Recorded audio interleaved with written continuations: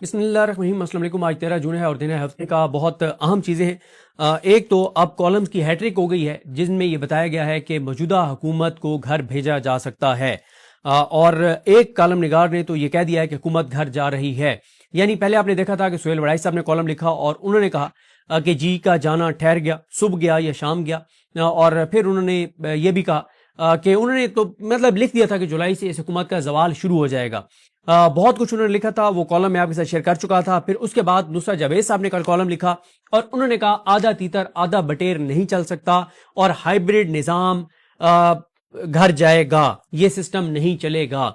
اب آ جائیں، ایک تو آج سہیل وڑائی صاحب نے پھر کالم لکھا ہے اور انہوں نے اس کو تنزیہ لکھا ہے۔ شروع میں انہوں نے کہا کہ جی میرے سے بڑی بھول ہو گئی ہے اور میں نے بڑی غلطی کر دی ہے، مجھے تو کچھ پتہ ہی نہیں تھا، مجھے تو حکومتی اشتہار سے پتہ چلا کہ کتنی معاشی ترقی ہو گئی ہے، اور ایک ایک حکومتی دعوے کا انہوں نے پوسٹ مارٹم کیا اور بتایا کہ سسٹم نہیں چل رہا اور کیسے حکومت نے اپنے اشتہار میں جھوٹ بولا ہے۔ لیکن آخری ان کا پیراگراف بہت امپورٹنٹ ہے، وہ پڑھتا ہوں اور پھر آخری پیراگراف پڑھوں گا حفیظ اللہ نیازی صاحب۔ حفیظ اللہ نیازی صاحب گو کہ عمران خان صاحب کے کزن ہیں، ان کے بیٹے حسان نیازی قربانی دے رہے ہیں۔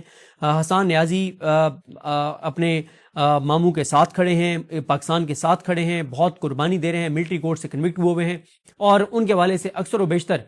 نورین نیازی صاحبہ بھی بتاتی رہتی ہیں کہ ان کے ساتھ کیا سلوک کیا جا رہا ہے، اور حفیظ اللہ نیازی صاحب بھی بتاتے رہتے ہیں کہ ان کے ساتھ کیا سلوک کیا جا رہا ہے۔ لیکن حفیظ اللہ نیازی صاحب وہ شریف خاندان کے بہت ہی زیادہ ان کے ساتھ قربت ہے، مراسم ہیں بہت ہی زیادہ، اور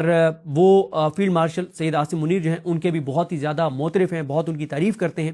عمران خان کے ابھی تک وہ ناقد ہیں، اس کے باوجود انہوں نے کیا لکھا ہے وہ بھی بتاتا ہوں۔ پہلے دیکھ لیتے ہیں جی، سہیل وڑائی صاحب کہتے ہیں اینڈ میں پورا کالم لکھنے کے بعد کہ کرم فرما نے میرے کالم کے انتباہی نشانے کے، ایک کہتے ہیں نون لیگ کے کرم فرما نے میرے کالم کے انتباہی نشانے کے جواب میں جواباً انتباہ کرتے ہوئے کہا کہ اس نظام کے پاس موجودہ حکومت کا سرے سے کوئی متبادل ہی نہیں ہے، اور جب متبادل نہیں ہے تو صاف ظاہر ہے کہ موجودہ حکومت ناگزیر ہی رہے گی، اس کے علاوہ چارہ اسٹیبلشمنٹ کا نہیں ہے، کیونکہ ان کے پاس متبادل نہیں ہے کہ اس حکومت کو گھر بھیجیں گے تو کس کو لائیں گے۔ پھر وہ کہتے ہیں کہ آسی صحافی اپنا کہتے ہیں پر پہلے ہی بھول کا اتنا بوجھ تھا کہ مجبوراً جواب دینا مشکل تھا، مگر پھر اتنا کہہ دیا کہ بوتل کا پانی ابل جائے اور ڈھکنا نہ کھلے تو بوتل پھٹ جایا کرتی ہے۔ یہ انہوں نے آگے بھی لمبا چوڑا ہے، لیکن یہ تھا متعلقہ ان کا ایک جملہ کہ اگر بوتل کا ڈھکن نہ کھولا جائے تو پریشر سے بوتل پھٹ جایا کرتی ہے۔ تو واضح طور پہ اشارہ دے رہے ہیں کہ اگر اب اسٹیبلشمنٹ اس حکومت کو گھر نہیں بھیجتی تو یہ پورا سسٹم ڈیریل ہو جائے گا اور چیزیں اسٹیبلشمنٹ کے بھی کنٹرول میں نہیں رہیں گی۔ یہ کیوں، اس پہ میں آگے چل کے آپ کو بتاتا ہوں۔ اب آ جائیں آخری جو پیراگراف ہے ان کا حفیظ اللہ نیازی صاحب کا، اور کالم کا عنوان ہے موجودہ سیاسی حکومتی نظام کا مستقبل کوسچن مارک، اس کا مستقبل کیا ہوگا۔ پہلے انہوں نے پورا کالم اس چیز پہ لکھا ہے کہ دنیا کے وہ ملک جو ترقی کر رہے ہیں وہ ایک ہی وجہ سے ترقی کر رہے ہیں کہ وہاں پہ سیاسی طور پہ استحکام ہے۔ پھر انہوں نے بتایا کہ جن ملکوں کی معیشتیں ٹھیک ہیں لیکن سیاسی عدم استحکام ہے تو کیسے وہ ملک کن ملکوں کے پاس کتنے وسائل ہیں لیکن کیونکہ وہاں پہ سیاسی عدم استحکام ہے تو کیسے وہ ملک برباد ہو گئے۔ اینڈ میں وہ لکھتے ہیں اور انہوں نے اسٹیبلش کیا کہ پاکستان کے اندر سیاسی عدم استحکام بہت زیادہ ہے اور وہ بڑھتا چلا جا رہا ہے، کم نہیں ہو رہا۔ اینڈ میں وہ کہتے ہیں مگر مملکت کے اقتصادی بحران کا نہ ختم ہونے والا سلسلے کا بلیم گیم موجودہ حکومت ہی کے کھاتے میں آئے گا۔ جتنی ناکامیاں ہیں فیصلے سب اسٹیبلشمنٹ اور حکومت مل کے کر رہے ہیں، لیکن جتنا ملبہ ہے وہ نون لیگ کی حکومت پر گرے گا۔ وہ کہتے ہیں کہ خواجہ آصف یا حکومتی ذمہ داران کا رونا سچ ہے کہ سیاسی سرمایہ لٹ پٹ گیا، اس عاشقی میں عزت سادات بھی گئی، نون لیگ کی عزت ہی چلی گئی ہے اس عاشقی میں جو اسٹیبلشمنٹ سے انہوں نے عشق کیا ہے۔ پھر وہ آگے کہتے ہیں کہ اس 2021 میں عمران خان حکومت سے جان چھڑوانے کی جب ٹھان لی گئی تو وجہ یہ بتائی گئی کہ جو معاشی بحران سے نبرد آزما ہونا تھا۔ 2022 میں خاتمہ بالخیر ہوا تو ملک کی معیشت بند گلی میں پھنسی تھی، چنانچہ مورد الزام عمران خان حکومت ہی ٹھہری اور خمیازہ بھی عمران خان حکومت نے بھگتا، اور آج معاشی بحران اس سے 10 گنا 50 گنا زیادہ ہے۔ اس وقت تو گروتھ ریٹ ہمارا کیا تھا وہ سارے چیزیں آپ کو پتہ ہیں۔ آخر میں وہ کہتے ہیں کہ آج کی تاریخ میں اگرچہ ریاست اور موجودہ حکومت کے تعلقات کی روحانی نوعیت مثالی ہے، مگر کیا کیا جائے، کار جہاں اور دنیاوی مسائل نے مملکت کا اقتصادی مستقبل غیر یقینی بنا رکھا ہے۔ چنانچہ آئے دن حکومت کی نالائکیوں کو منظم انداز میں بذریعہ سوشل میڈیا نمایاں کیا جا رہا ہے۔ وفاقی وزراء کے خلاف مہم چلائی جا رہی ہے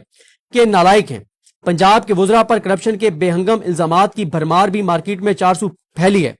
पीपल्स पार्टी से मुक्तदरा की रंजिशों की तवील फहरिस्त अलहदा से मौजूद है। जब ऐसे सारे कवायफ मुरतब हो जाएं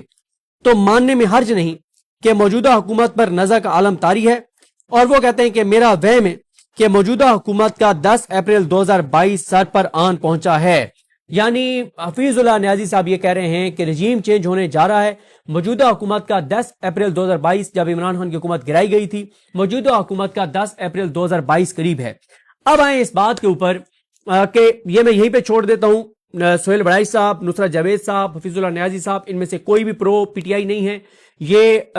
इनकी रसाई है, हुकूमती ईवानों तक इनकी रसाई है। इनके बहुत अच्छे हुकूमत के अंदर, सिस्टम के अंदर ऐसे इनके सोर्सेज हैं कि इनके पास बहुत सी खबरें बिल्कुल होती हैं। तो ये तीनों ये कह रहे हैं कि ये सिस्टम नहीं चल सकता। और सोहेल बड़ाई साहब और जो हफीजुल्लाह न्याजी साहब हैं, ये तो पूरे वसूख के साथ कह रहे हैं कि ये हुकूमत घर जा रही है, इनका जवाल शुरू हो चुका है। अब आए आगे दूसरा मौजू, फिर तीसरा मौजू मेरा बहुत अहम है जिस पे मुझे आपकी राय भी दरकार है। दूसरा मौजू यह है कि इमरान खान साहब जो हैं उनको अगले 72 घंटों में, 84 घंटों में अस्पताल लाया जा सकता है। और उसकी वजह यह है कि इमरान खान साहब को जो आंख का उनका इशू है, उनको 5वां इंजेक्शन लगना है। और उस 5वें इंजेक्शन के लिए इमरान खान साहब को अगले 72 से 84 घंटों में पिम्स हॉस्पिटल लाया जा सकता है। ये सोर्सेज बता रहे हैं। अब उनको लाया जाता है नहीं लाया जाता, ये एक मेडिकल पॉइंट ऑफ व्यू से एक जो तारीख है उसके हिसाब से मैं आपके सामने अर्ज कर रहा हूं कि अगले 72 से 84 घंटे में ड्यू हुआ है इमरान खान साहब का इंजेक्शन। और जब जुमेरात और जुमे की दरमियानी रात ये खबर आई थी कि वो हॉस्पिटल रवाना हो चुके हैं, तो उस वक्त भी पिम्स के अंदर डॉक्टर जो हैं वो अलर्ट थे और टीमें मौजूद थी। अब आ जाए तीसरा मौजू, बहुत अहम है, मुझे इस पे आपकी राय दरकार है कि इस पे आपकी क्या राय है। मैं पूरा मुकदमा आपके सामने रख देता हूं और इस पे आपकी जो राय है दलील के साथ मैं जरूर वो जानना चाहूंगा कि इसके ऊपर क्या आर्गुमेंट्स, आपके क्या आर्गुमेंट्स हैं जो मैं मौकफ और जो मुकदमा आपके सामने रखता हूं। क्योंकि मैं देख रहा था एक अकाउंट है जिसकी मैं अकाउंट की बहुत रिस्पेक्ट करता हूं, जो भी उस अकाउंट को चला रहा है वो अपने नाम से वो नहीं है, किसी और नाम से वो अकाउंट चल रहा है। और वो अक्सर व बेशतर मुझे तनकीद का निशाना बनाते हैं और इसलिए बनाते हैं कि मैं एक मौकफ जो इस वक्त तहरीक इंसाफ या तहरीक तहफ़्फ़ुज़ पाकिस्तान का है वो क्या सोचते हैं या कुछ ग्राउंड रियलिटीज हैं, जब मैं वो बयान करता हूं तो वो मेरे खिलाफ एक तनकीद करते रहते हैं और मैं उनकी रिस्पेक्ट करता हूं क्योंकि वो चीज कर रहे हैं जो कम अज कम मैं तो नहीं कर सकता। लेकिन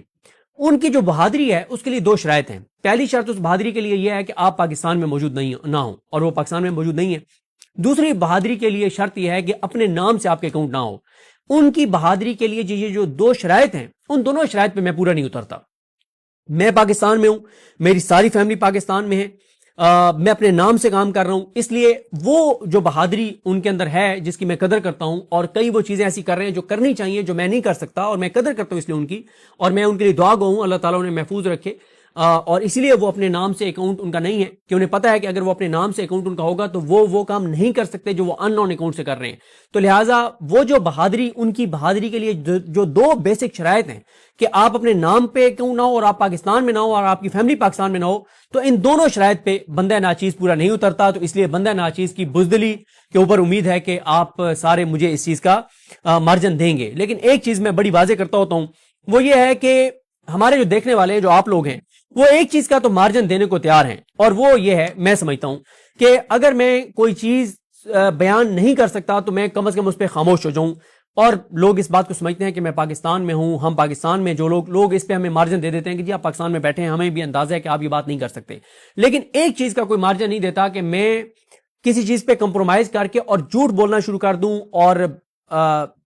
झूठ को सच बयान करना शुरू कर दूं। इस पे लोग मार्जिन नहीं देते और लोगों को छोड़ दें। मेरा मौका बड़ा वाज़ेह है कि इज्जत और जिल्लत अल्लाह के हाथ में है। अगर मैं मुनाफिक हूं और मैं मुनाफिकत कर रहा हूं तो जिल्लत मेरा मुकद्दर होगी। कोई बंदा इस चीज से मुझे नहीं बचा सकता जलील होने से, क्योंकि ये अल्लाह का फैसला है कि अगर कोई मुनाफिकत करेगा कि बज़ाहिर में मैं वो चीज बयान कर रहा हूं जो कि हकीकत नहीं है और जिसको मुझे पता है कि वो गलत है, लेकिन मैं उसको ठीक करके बयान कर रहा हूं और मुनाफिकत कर रहा हूं, तो बंदे छोड़ दें। अल्लाह ताला ऐसे बंदे को जलील करता है। तो मेरा इस पे नजरिया बड़ा क्लियर है। अब आ जाए इस बात पर کہ اس وقت کیا چل رہا ہے پس پردہ، اور اس پس پردہ جو چل رہا ہے اس پہ میرے پاس کیا انفارمیشن ہے۔ دیکھیں، پہلی بات تو یہ ہے کہ ہم بات کر لیتے ہیں کہ عمران خان کیسے رہا ہو سکتے ہیں۔ پہلے عمران خان ڈیل کر کے آسانی سے باہر آ سکتے ہیں، عمران خان ڈیل کریں گے نہیں۔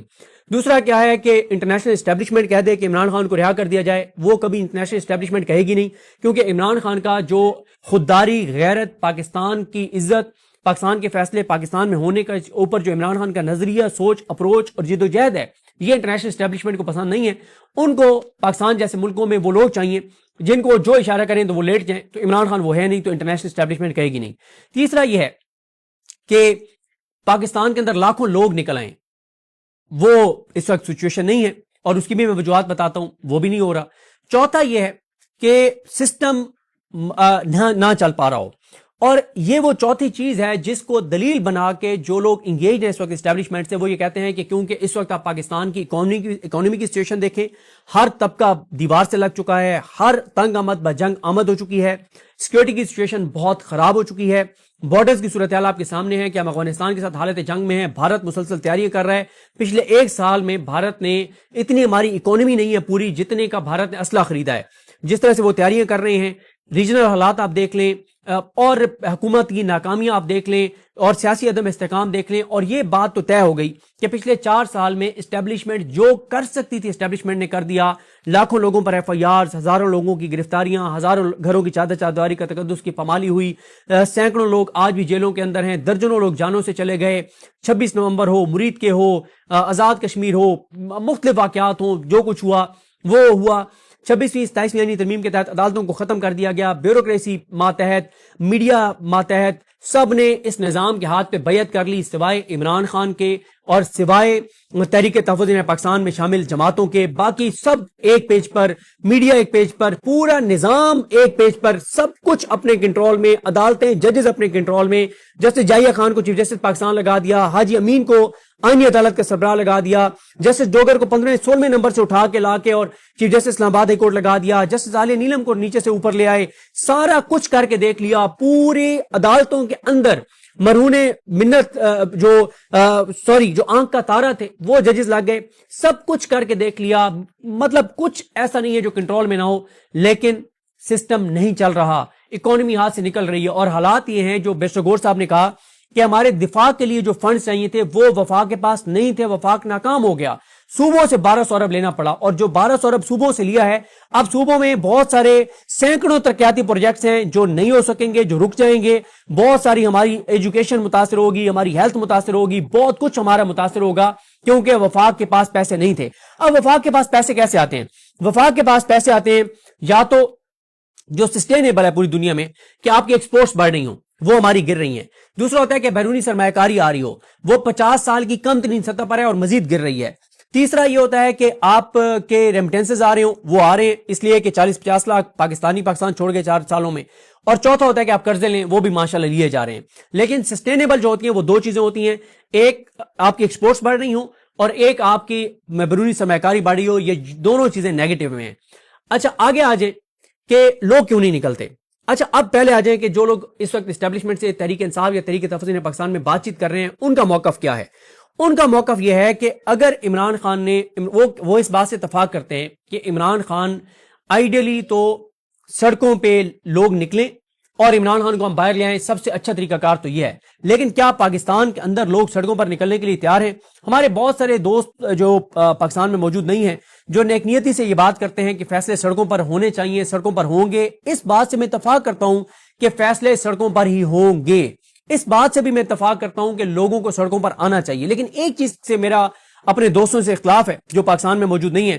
ان میں سے کچھ کو، اکثریت کو نہیں، کچھ کو یہ لگتا ہے کہ لوگ، پاکستان کے لوگ تو انقلاب لانے کے لیے تیار ہیں، پاکستان کے لوگ تو سڑکوں پر آنے کے لیے تیار ہیں، لیکن تحریک انصاف اور تحریک تحفظ پاکستان کی قیادت لوگوں کو سڑکوں پر نہیں لا رہی۔ لیکن میں یہ عرض کرتا ہوں کہ ایسا نہیں ہے، میں اس سے اختلاف کرتا ہوں۔ کیوں؟ 5 وجوہات ہیں جس وجہ سے لوگ سڑکوں پر نکلنے کے لیے تیار نہیں ہیں۔ ہاں جو تبدیلی آئی ہے وہ یہ آئی ہے کہ لوگوں کی آنکھوں کا عمران خان نے آپریشن کر دیا ہے، لوگوں کو حقائق پتہ ہیں کہ پاکستان 78 سال سے پیچھے کیوں جا رہا ہے، پاکستان 30-40 سال میں تباہ اور برباد کیوں ہوا ہے، پاکستان کمزور کیوں ہو رہا ہے، پاکستان کے لوگ اور آنے والی نسلوں کے لیے مشکلات کیوں بڑھ رہی ہیں،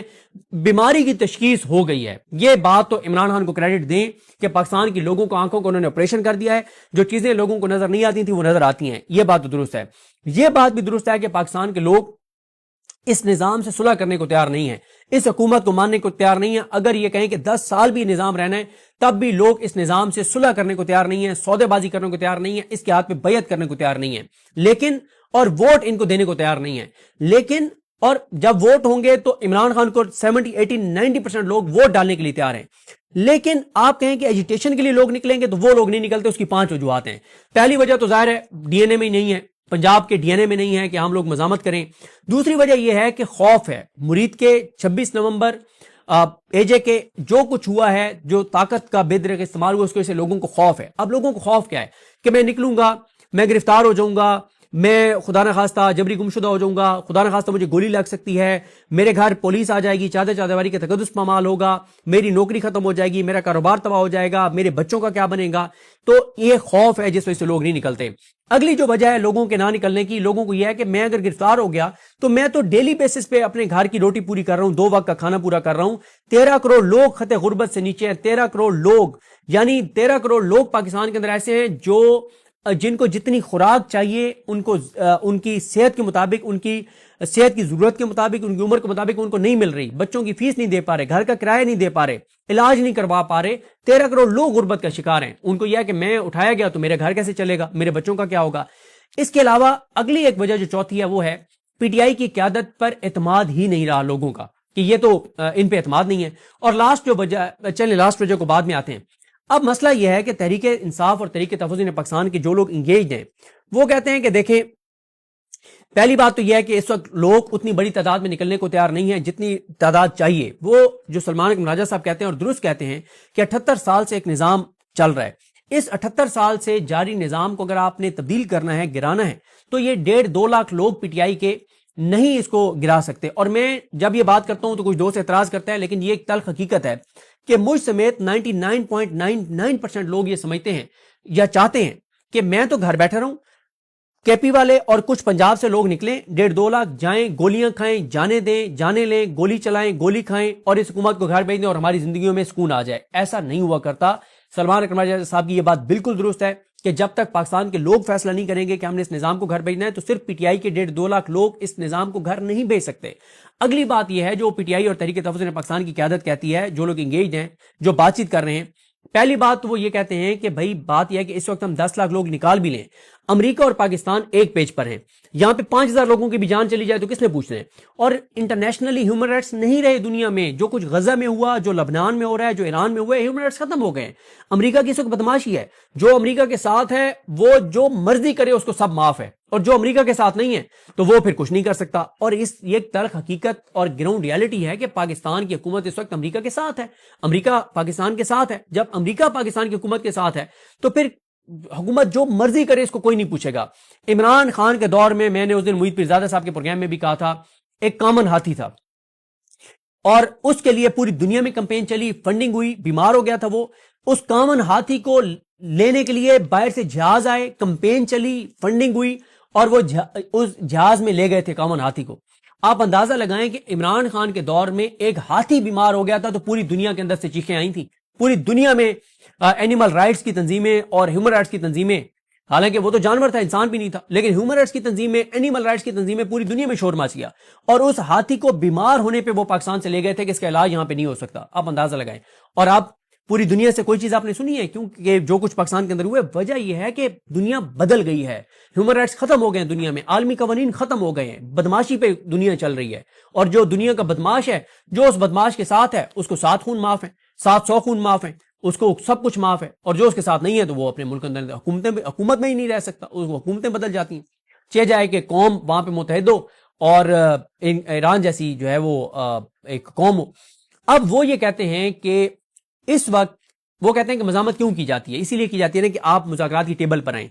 وہ یہ دعویٰ کرتے ہیں کہ وہ اس وقت مذاکرات کی ٹیبل پہ اسٹیبلشمنٹ کے ساتھ بیٹھ چکے ہیں، وہ یہ دعویٰ کرتے ہیں کہ ان کی بات چیت درست انداز سے آگے بڑھ رہی ہے، وہ یہ دعویٰ کرتے ہیں کہ بجٹ کے بعد ہمیں یہ کمٹمنٹ دی گئی ہے کہ چیزیں تبدیل ہونا شروع ہو جائیں گی، جب ہم انہیں کہتے ہیں کہ پچھلے 4 سال میں تو ہر چیز دھوکہ ثابت ہوئی، ٹرک کی بتی ثابت ہوئی، جھوٹ اور فراڈ ثابت ہوئی، وہ کہتے ہیں نہیں، اس بار یہ معاملہ اس لیے سیریس ہے کیونکہ challenges internationally, regionally, internally, security, بہت کچھ ایسا ہے جو میں آپ کے ساتھ، جو انہوں نے مجھے بتایا، جو میں ویڈیو میں بیان نہیں کر سکتا آپ کو، بہت حساس چیزیں ہیں۔ وہ کہتے ہیں اس سال تو وفاق نے 1200 ارب لے لیا دفاعی بجٹ کے لیے، اگلے سال 2000 ارب چاہیے ہوگا، ظاہر ہے مہنگائی بڑھ رہی ہے، اخراجات دفاعی بڑھ رہے ہیں، اگلے سال 2000 ارب چاہیے ہوگا، تو آپ کیسے لیں گے؟ اور 2000 ارب اگر وفاق مزید اگلے سال لے لے گا تو صوبے کدھر جائیں گے؟ تعلیم، ہیلتھ، اس کے بجٹ ہم کہاں سے پورے کریں گے؟ تو جب تک سیاسی استحکام نہیں آتا، آپ کی ایکسپورٹ نہیں بڑھے گی، آپ کا ملک نہیں چلے گا، آپ کی اکانومی نہیں چلے گی، لوگ دیوار سے لگ رہے ہیں، خودکشیوں پر مجبور ہو رہے ہیں، تنگ آمد بجنگ آمد کی طرف جا رہے ہیں، یہ تو کسی وقت بھی کوئی چیز ٹریگر کی خدا نہ خاصہ تو معاملات تو ہر کسی کے ہاتھ سے نکل جائیں گے۔ تو وہ یہ کہتے ہیں کہ ہماری بات چیت پازیٹیو چل رہی ہے، ہم مذاکرات کی ٹیبل پر موجود ہیں، ہماری ملاقاتیں جاری ہیں، ہاں اگر وہ کہتے ہیں کہ 4 ہفتوں میں کچھ نہیں نکلتا، اور میں نے جب ان سے پوچھا کہ میں نے کہا کوئی ٹائم لائن تو بتائیں نا، وہ کہتے ہیں کہ ہم جولائی کے اینڈ تک انتظار کریں گے، اس کے بعد ہم سسٹم سے بھی نکلیں گے، اور ہم پھر جتنی ہماری کیپیسٹی ہے پھر ہم اپنے طور پہ جو ہم کر سکتے ہیں، ہم اپنی جو قربانی دینی پڑی ہم دیں گے، لیکن اس وقت کیونکہ ہماری بات چیت زبردست انداز سے وہ دعویٰ کر رہے ہیں کہ آگے بڑھ رہی ہے،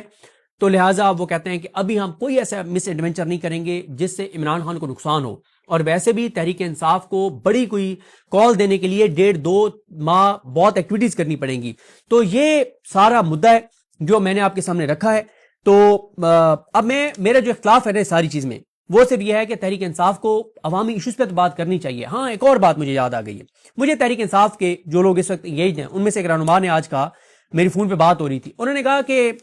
یہ بتاؤ کہ کتنے لوگ اس وقت ایسے ہیں پاکستان کے اندر جن کی 2 وقت کی روٹی بھی باعزت طریقے سے نہیں پوری کر پا رہے؟ میں نے کہا 13 کروڑ۔ انہوں نے کہا 13 کروڑ میں سے یہ بجٹ کے موقع پہ کتنے لاکھ، کتنے ہزار نکلے ہیں؟ میں نے کہا جی کوئی 400-500 صرف سرکاری ملازمین بجٹ کے موقع پہ آئے ہیں ریڈ زون میں۔ انہوں نے کہا یہ بتاؤ اگر 13 کروڑ جن کی روٹی پوری نہیں ہو رہی ان میں سے 400-500 نکلے تو خود اندازہ لگا لو کہ پاکستانی قوم انقلاب لانے کے لیے اور سڑکوں میں نکلنے کے لیے کتنی تیار ہے۔ دوسرا انہوں نے یہی کہا کہ چلیں تحریک انصاف تو کمپرومائز ہے اس کی قیادت، کسان نکلے ہیں، تاجر نکلے ہیں، انڈسٹریلسٹ نکلے ہیں، نوجوان نکلے ہیں، انہوں نے کہا کوئی طبقہ تو بتاؤ جس نے اس نظام کو ٹف ٹائم دیا ہو۔ میرا جو اختلاف ہے پی ٹی آئی سے وہ صرف میرا اب یہ ہے کہ آپ عوامی ایشوز پہ ان کا ڈسکنیکٹ ہے۔ دیکھیں جس طرح سے یہ پریس کانفرنسز کر رہے ہیں اکانومی کے اوپر، ایسے نہیں لوگوں کو سمجھ آتی۔ آپ نے کوئی وائٹ پیپر جاری نہیں کیا، کوئی آپ نے حکومت کے سامنے مطالبات نہیں رکھے کہ یہ 5 چیزیں کرو ورنہ تمہاری ایسی کی تیسی ہم یہ کر دیں گے وہ کر دیں گے۔ عوامی ایکشن کمیٹی کیوں کامیاب ہوئی ہے یا کیوں کامیاب ہو رہی ہے؟ کیوں کشمیر کے لوگ ان کے پیچھے کھڑے ہو گئے ہیں؟ انہوں نے ایک پیج کے اوپر 37-38 اپنی وہ جو رکھی ہیں نا مطالبات، جو مطالبہ پڑھیں گے آپ کو سیدھا سمجھ آتا ہے کہ وہ کہتے ہیں ہیلتھ کارڈ دو، وہ کہتے ہیں کہ فلانا ٹیکس ختم کرو، وہ کہتے ہیں فلانے پل بنا دو، وہ کہتے ہیں یہ وہ سادہ سے انداز میں انہوں نے ایک چارٹر آف ڈیمانڈ بنایا، اس میں ہر طبقے کی اس میں ان کی جو ضرورت ہے وہ موجود ہے۔ یہ پی ٹی آئی نہیں کر سکی، پی ٹی آئی کا عوامی ایشو سے ڈسکنیکٹ ہے، لوگ ان پہ اعتبار ان کی قیادت پہ نہیں کرتے۔ تو یہ بہرحال چیزیں میں نے آپ کے سامنے ان کا موقف رکھ دیا ہے، جو وہ سمجھتے ہیں کہ ان کی انگیجمنٹ اچھی چل رہی ہے، اور وہ یہ سمجھتے ہیں، وہ کہتے ہیں الٹیمیٹلی آنا تو ٹیبل پر ہے نا، تو وہ کہتے ہیں ٹیبل پہ ہم آ چکے ہیں، بات چیت ہماری جاری ہے، تو ہم کیوں مس انٹرویچر کریں؟ تو بہرحال دیکھتے ہیں کہ جو وہ دعویٰ کر رہے ہیں کہ جون میں عمران خان صاحب سے ملاقاتیں بحال ہو جائیں گی، اور جولائی کے اینڈ تک ہم ویٹ کریں گے کہ جو ہم سے کمٹمنٹس کی جا رہی ہیں وہ پوری کی جائیں۔ اور اس میں نے کہا آپ کی کیا شرائط ہیں؟ انہوں نے کہا عمران خان تک ذاتی معالجین کی رسائی، بہنوں کی ملاقاتیں، عمران خان کا پراپر ٹریٹمنٹ، اور عمران خان کے کیسز لگیں، اور عمران خان میرٹ پہ جو ہیں وہ رہا ہو۔ یعنی وہ یہ نہیں کہہ رہے کہ جولائی کے اینڈ تک رہا ہو جائیں، نہیں، وہ کہہ رہے ہیں پروسیس شروع ہو۔ میں نے کہا آپ کے ذہن میں کیا ہے کہ کتنا آپ اگر یہ پروسیس شروع ہو جاتا ہے تو کتنا ٹائم لگے گا؟ تو وہ کہتے ہیں کہ اگر یہ پروسیس شروع ہو جاتا ہے تو ہم خود کانفیڈنٹ ہیں کہ 3-4 ماہ میں یہ ساری چیزیں ایگزیکیوٹ ہو جائیں گی۔ تو اب آپ پی ٹی آئی کی پس پردہ بات چیت کرنے والوں کی جو میں نے آپ کے سامنے موقف رکھا اس کو آپ دیکھیں، سہیل وڑائی صاحب، حفیظ اللہ نیازی صاحب، نصرت جاوید صاحب کے کالمز کو ملائیں تو اس سے تو لگتا ہے کہ واقعی کچھ ہے، لیکن 4 سال میں تو جو بھی تھا وہ ٹرک کی بتی تھی، اب ایسا ہوتا ہے نہیں ہوتا، یعنی والا وقت بتائے گا۔ مجھے اپنی دعا میں یاد رکھیں۔ الکریم ہم سب کا حامی ناصر ہوں۔ اللہ حافظ۔